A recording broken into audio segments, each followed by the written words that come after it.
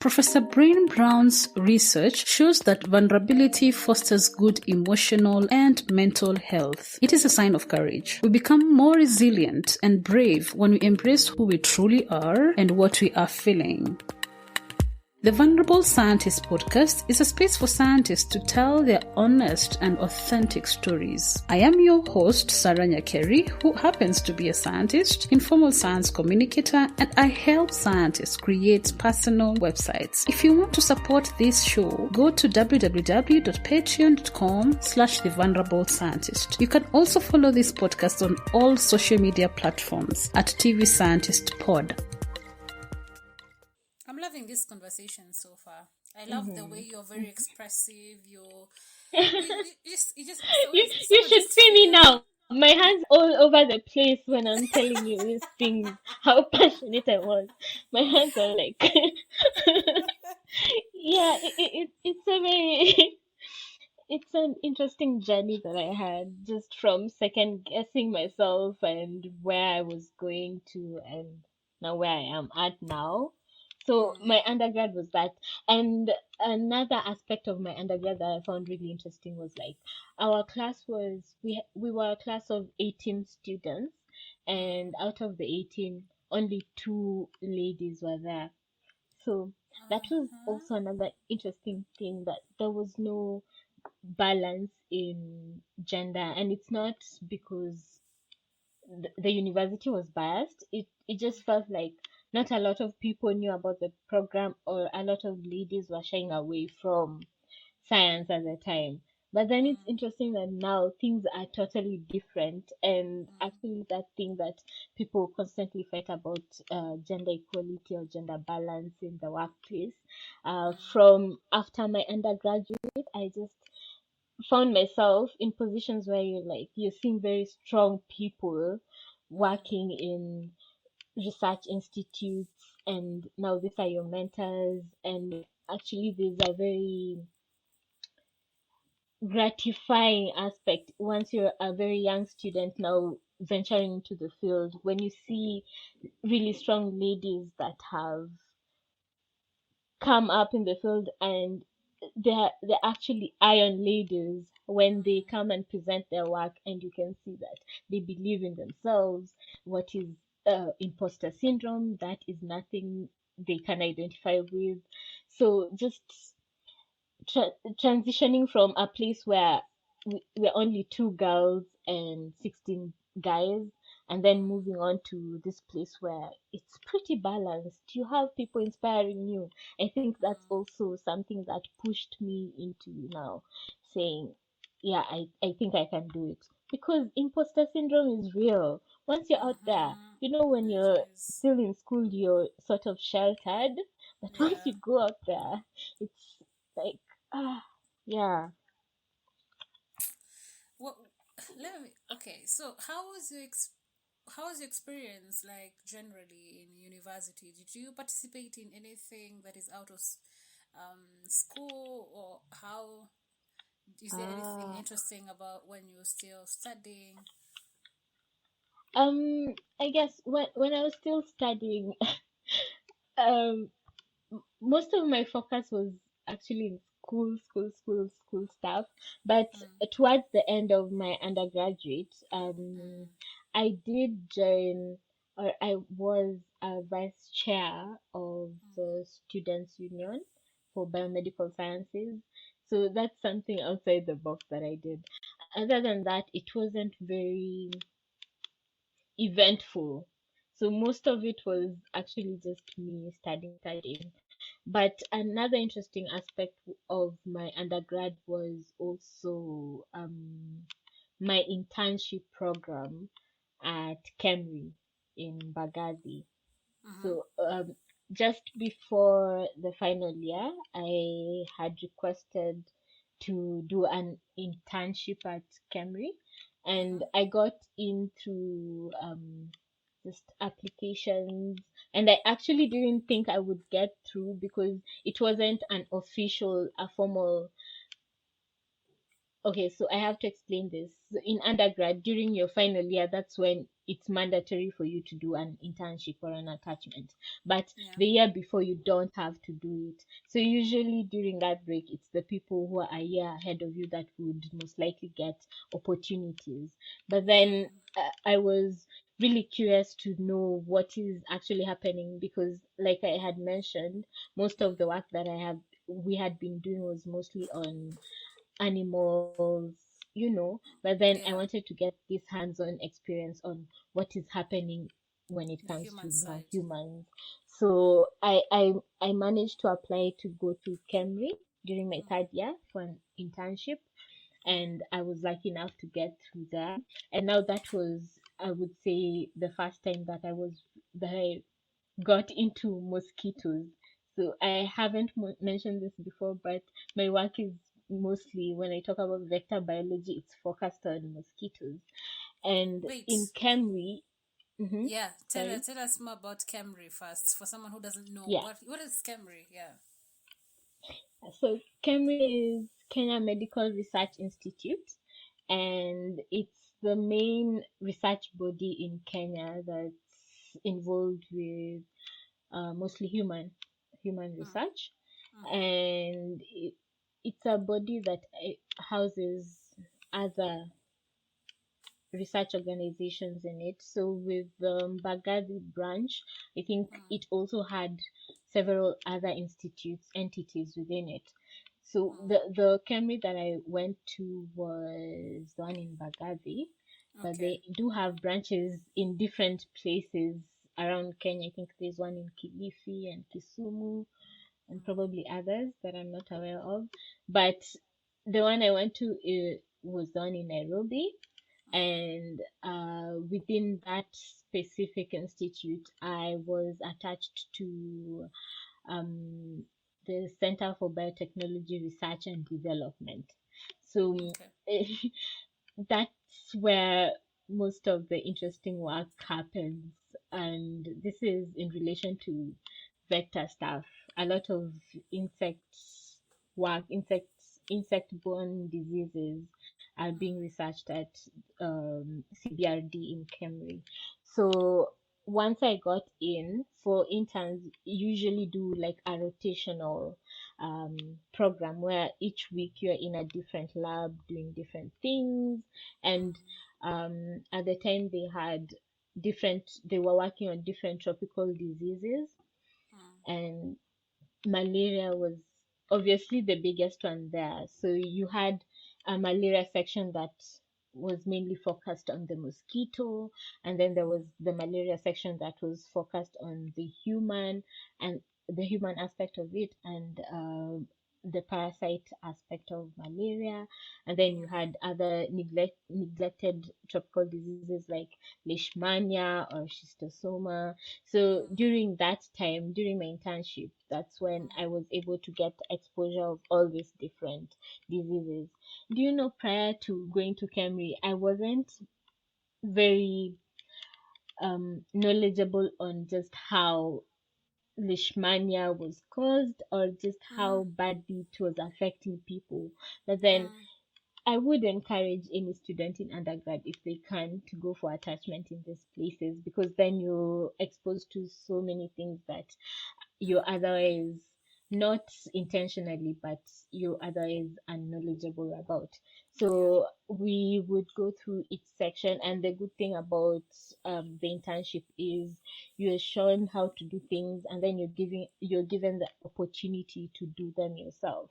And why malaria stuck with me was because the lab was really interesting. It was headed by okay, maybe I shouldn't mention names because I'm not my memory isn't very good on the Okay. names, but Yeah. the biggest people that I interacted with in the malaria lab that's the first time I met Dr. Damaris Matoke and the research technician Mrs. Lucy Mwangi.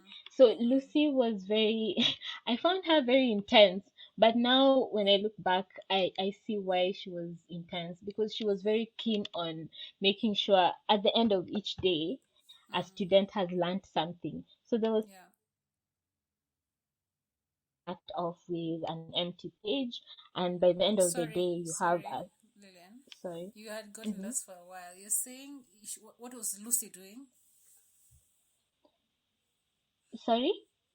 You were Oh, saying something about Lucy, then you got cut off. oh, sorry. So Lucy was the research lab head, sort of. Yeah. So the Mm, research technician at the malaria lab. mm, And what I was saying was that at the time, I found her to be very intense mm, in how she would mentor us. But looking back, it mm, makes sense why she or her approach towards teaching, because what she used to do was she would make sure that by the end of the day each mm, student has something to report back, like what have you mm, done or what new thing have you learned. So we mm, would start off the day with an empty page, and mm, then by the end of the day you're like, so you did this is what you learned, and this is how you could do it better, or mm, if you have any recommendations personally as a student, if there's something that you need to learn more, you would mm, mention it in the report. So we were always on our toes, but in a good way, because this ensured that we were constantly learning. And just that pressure, that was, I think, what sparked that interest in, okay, so there's a lot of activity going on here, and I need to find out just what it is, or what it means, or what is the end game, what's going on here. So with Mrs. Lucy and Dr. Damaris, that's when mm, we were introduced to mosquitoes, and just figuring out there are so many different species of mosquitoes, how they grow up from eggs, what a mm, mosquito's egg looks like. That was very interesting. I had never known that they look the way that they did. And the mm, little larvae that swim in water, and how you can tell the difference between species just by looking at how they lay their eggs, or how the larvae look, or how the adults look, their wings, their legs, what patterns they have. So mm, that was very interesting to me, and I think that's what really stuck with me throughout the whole internship period. Aside from, yes, there were some interesting things going on around other labs, but then also with schistosomiasis, I have to point out, I did not like that lab, not because it wasn't interesting, but because mm. I'm scared of snails, and snails are the things Ah, that transmit this thing. It was always it the was always a nightmare bilharzia. for me, yeah, to go to, yeah, bilharzia, to go to that lab, because it Mm, seemed interesting, but then now we are being told we have to rear snails, and I'm really scared. I know I want to get out of my comfort zone, but I'm not there yet to be rearing snails. So yeah. that's sort of what pulls me away By the from schisto and pulled me more to malaria. a lot of people don't realize how sometimes science can be nasty, Mm-hmm. and like It's I remember true. someone, I don't know who came from on this podcast. I don't know if it's non Sikelelo. She was talking about no, she was complaining about the bacteria, about how she was trying to grow the bacteria and all that. But people don't realize sometimes, like some bacteria really smells bad, or sometimes you have Mm-hmm. to deal with people's feces, or you have to deal Yeah. with people's human like the most disgusting specimen that I've had to work with was Mm-hmm. oh my god, do I have to say this? Okay, it was I'm feeling disgusted already. Okay, before that there was this thing that I was helping someone do their PhD on, the lab, Mm-hmm. lab personnel. I was um, digesting the keloid stuff, like the Yes. the thing Mm-hmm. that protrudes from someone's skin, out of Mm-hmm. nothing. It's not cancerous. It's just so someone Mm. was doing research Yeah. on that in, I think, the University of Nairobi. I don't know where that person was registered in, and I had to Mm-hmm. take samples. The people who get surgeries on that, like in Mm-hmm. Kenyatta Yeah. Kenyatta Hospital, Then and I'll go for those samples and I'll cut them into pieces. Then it's so sticky and Oh man. Oh. Before today, I always thought the worst samples were fecal samples, but then you've changed my mind. Oh no. Fecal is nothing. I used to get disgusted with fecal samples when I was in USIU. They were doing pharmacy students. We were helping pharmacy students do their lab part, and I used to get. I was like, imagine this is someone's. Anyway, but with time. When I first you get along, you find these weird samples that are so disgusting that you have to get used to it first before, like, even with time it was so simple. It's just another thing that I'm looking at. Something that was, and talking of strange samples, I also used to go for, what are they called? Uterus.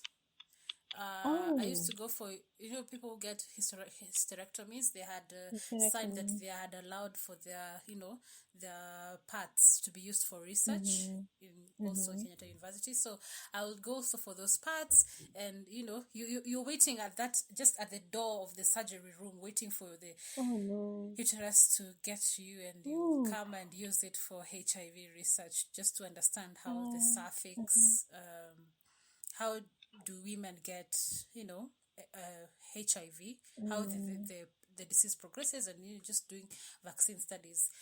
The one that I wanted to tell you about is still in the same HIV studies. There was this,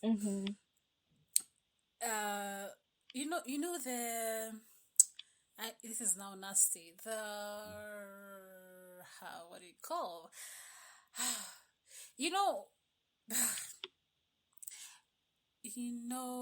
This. What do you say this? Vagina. Oh. No. Whatever comes out of that vagina, that's, I don't know how to call that. How do you call that? Sample, fluid. I can't remember the name that you. Vaginal something. Like something that is extracted. Yeah, so they will get the discharge. They will extract the discharge from someone's vaginal space up to the cervix area, so that they can analyze that sample for people who've been given the vaccine. They're testing the vaccine, so they'll get that and study it and all that. So when you're dealing with a sample, you have to do, instead of the pipetting stuff where you do the normal pipetting, you have to do reverse pipetting, because it's so viscous and so sticky and so disgusting. You can imagine people have different kinds of the way it is on your bench. Oh no. I don't know why you're laughing. I'm just trying to picture it. Yeah, you're doing some really interesting research, but you're handling some very weird samples. But that's the reality. With time you realize you get just but I never got used to that though. But with time you get used to, people don't realize how scientists deal with the weirdest samples. People even don't. TB. I also I think the other thing is TB research, where you have to get someone's mucus or someone's what is it called when you when you cough, or I don't know, the phlegm. The phlegm. That's the sample that you're dealing with. People don't realize how disgusting sometimes science can be. Those are the realities of science that people don't really. But at the same time, interesting. Very. Sorry, I had to bring that in.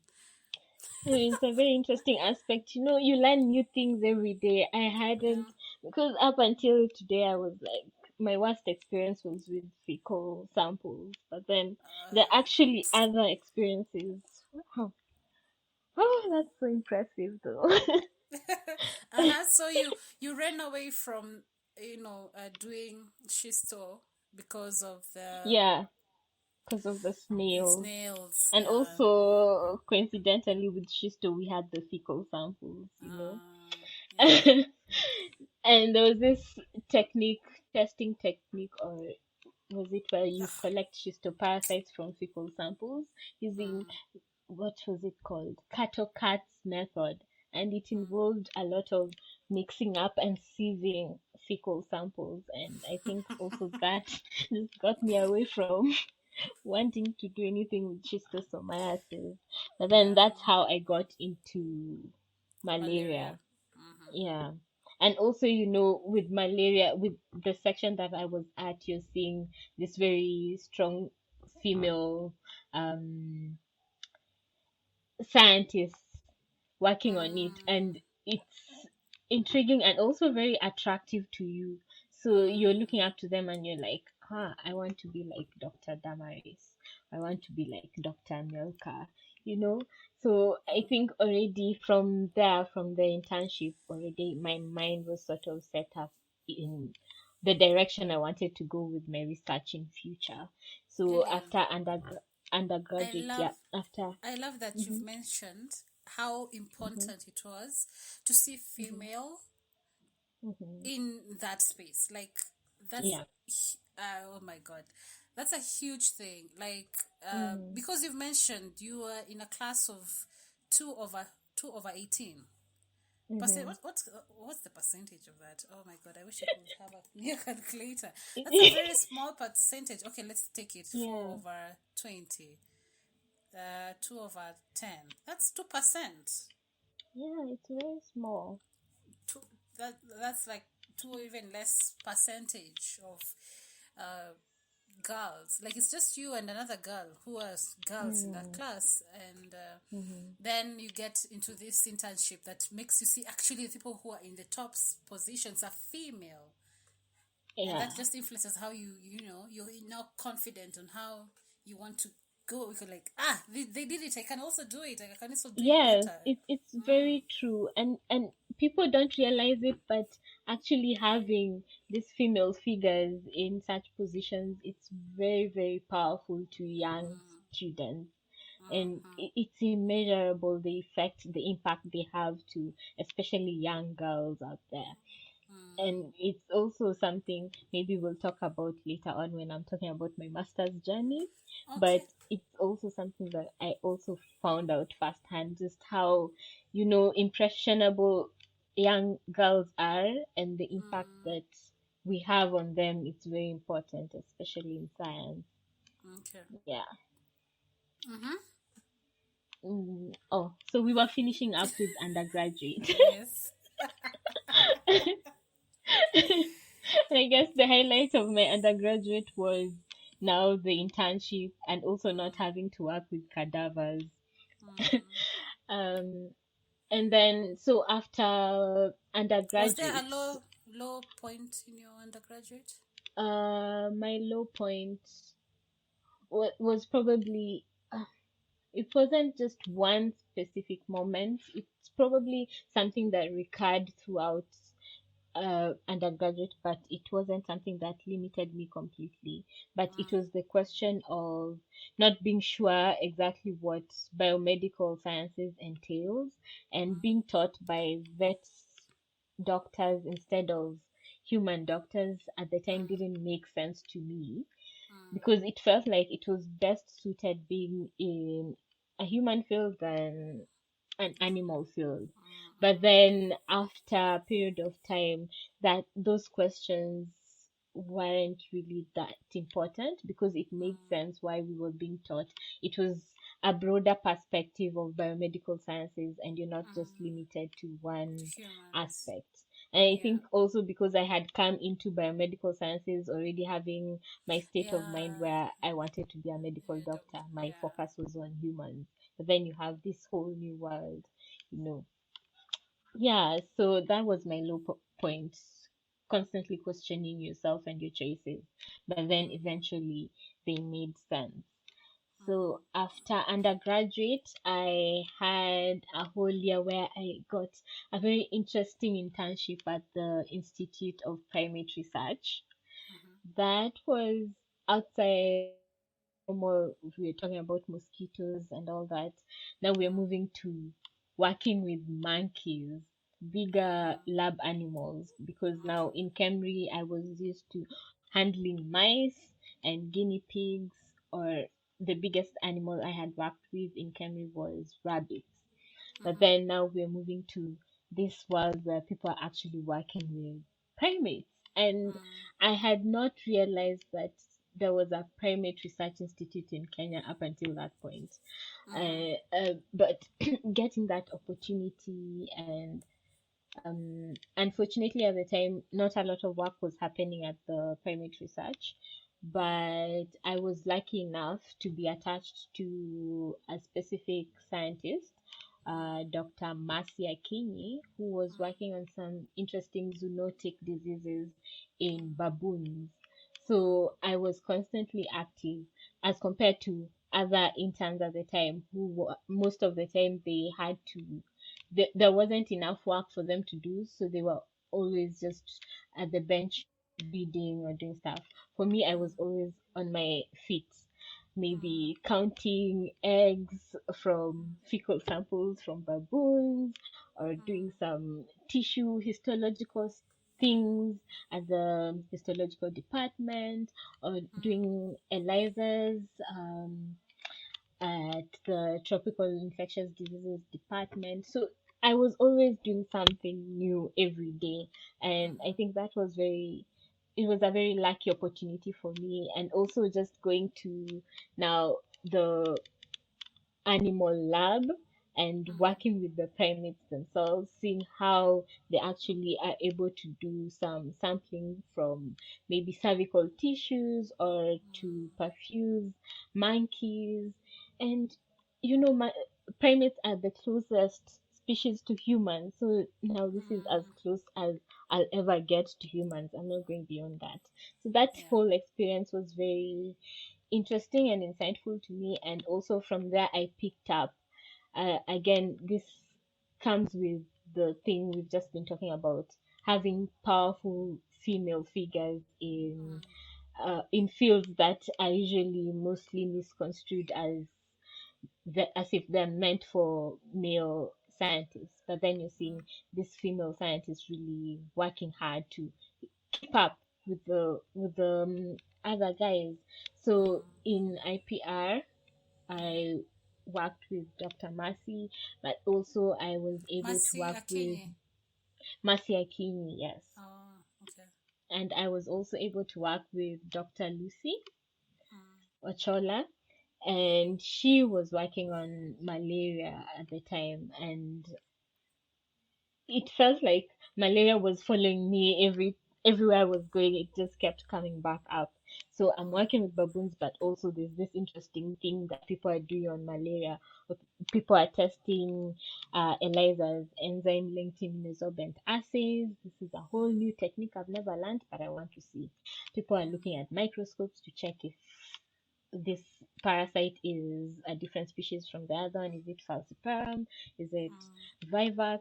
So during that period, I actually also got that. Aside from getting just the technical skills, you're also getting this.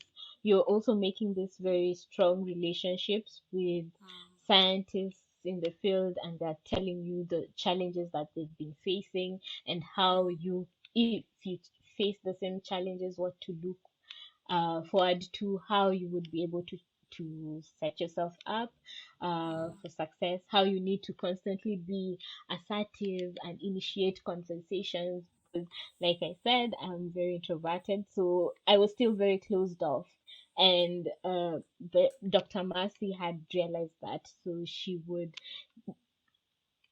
bring me into situations where I had to voice my thoughts. So even if so she's a scientist, she has all the expertise and all the experience in the field, but she's given me a test to do and I have these results. She won't give me the answer exactly to analyze the results or what the results are telling me. She would let me voice what I think the results are saying. And I think that sparks up that your mind is the wheels in your brain are constantly Well, spinning. You need to answer this. You need to think scientifically. You're not just working like a robot. You need to, what are you working towards? What does this say? What do we need yeah. to do to improve the results? So I And that got that and experience that's in how you IPR. become a scientist. I mean, like Yeah, you think on your true. own. Mm-hmm. Yeah. Yeah, Yeah. you don't just work blindly. You have Mm, to keep questioning and trying to answer this question and see the other approach that you can use to answer this question and what are the results telling us. So just being bred into that, being taught that, was one of the key things I came out of IPR with, where you have to think scientifically and you can't just be a yes person where someone says do this, you're like yes, and you give results. You're being trained to think scientifically and process what you're doing. So yeah, it was a very interesting experience. And what I liked with IPR is there's a nature trail in IPR. So mm, during lunchtime, you could be able to just walk around and see mm, some baboons jumping from tree to tree. It was a very good environment to be in mentally, very relaxing despite the mm. pressures of the lab work and everything that was going on. Yeah.